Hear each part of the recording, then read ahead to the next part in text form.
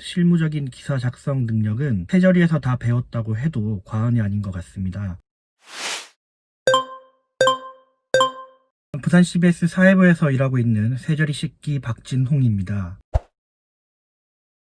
제가 몇 달 전에 한 소방관 분께서 소방서 셔터에 맞아서 돌아가신 일을 취재를 한 적이 있는데요. 소방서라면 안전을 책임지는 곳인데 왜 셔터가 떨어졌을까? 그렇게 취재를 시작해서 관리가 좀 제대로 되고 있지 않다는 것과 안전장치가 이미 개발돼 있지만 예산 같은 것들을 이유로 설치가 안 되고 있다는 점 등을 연달아 보도를 했습니다. 저희 보도가 계속 나가다 보니까 지역에서 벌어진 일이 결국 전국 이슈가 되기도 했고요. 이달의 기자상에 선정이 되기도 했습니다. 이 시리즈를 하면서 제가 생각했던 것들은 사소하게 넘길 수 있는 점들, 아직 드러나지 않은 빈 공간이 우리 사회 곳곳에 있을 거라는 생각을 하게 됐고, 그 공간을 좀 채우는 기자가 되고자 지금도 노력하고 있습니다.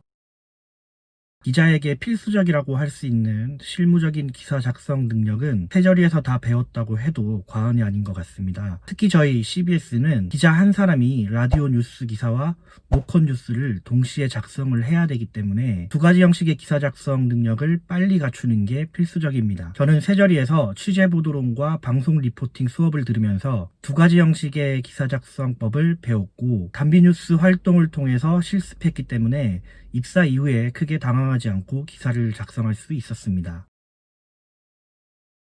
필기시험이 넘기 힘든 산이라서 이 공부에 집중을 하다 보면 막상 그 다음 단계인 면접에서 할 말이 없는 경우가 정말 많습니다. 저는 면접에서 지금 책으로 출간된 마지막 비상구에 참여했던 경험과 새저리 인턴 과정 중에 환경닷컴 뉴스레빗 팀에서 했던 디지털 미디어 제작 경험을 이야기할 수 있었기 때문에 풍부한 실무 경험이 있다는 점을 어렵지 않게 어필할 수 있었습니다. 만약 저와 같은 고민을 하고 계시다면 새저리에서 주어지는 다양한 실무 경험 기회를 충분히 활용해 보시는 게 입사에 큰 도움이 될 거라고 생각합니다.